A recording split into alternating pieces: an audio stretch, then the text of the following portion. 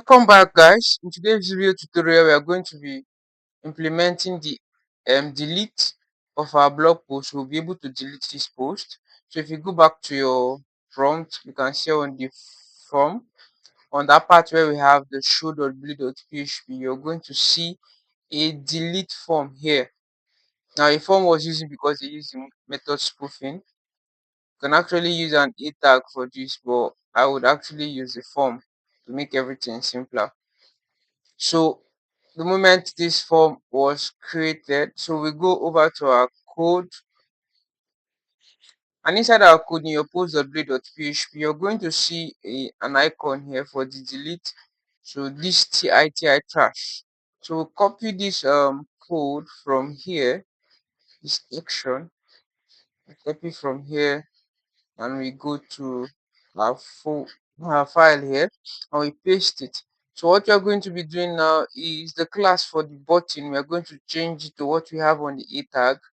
So we have this on the a tag. These are the classes on the a tag. So change it to this. Control V. Then we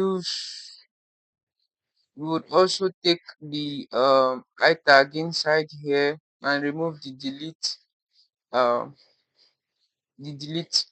word, and just replace delete word with an I tag. So once this has been replaced, I think we can actually take off this a tag now. Yes, so, and to beautify this, I do control shift alternate F will arrange it for me. So I can see my form is directed to post.destroy, and the method is delete, and the button, let's actually look at how it looks here now. So let's refresh this page and let's see. You can actually see that it's showing well. But before I actually want to delete, I would have to do something. So I will do an on click. So on click, and I confirm first of all. Then I'll ask the user, are you sure you want to delete me? Let me just leave it that way. So let me refresh this, and let's click on the delete button. It comes out, so that's good. So now the next thing here is to actually work on the delete method. So if you go, let's look out for the method that is used for destroy. So we'll go to our functions and we look for destroy, which is this. So we copy this particular method to this part, and we go to our post controller, and inside our post controller, we're going to be looking for destroy. And in the aspect of destroy, we just paste the code we just copied, and this is the code. Post image storage dig public, then post delete post image. This to delete the image. If there's an image that's affiliated with the post, then it returns to post indexed. Okay, so I think all things being equal, let's actually test this and see. Let's refresh, and let's click on this, and let's click on OK, and let's see if actually it's going to delete. Actually see that they said class app HTTP controllers admin storage not found, so we have to import the storage class.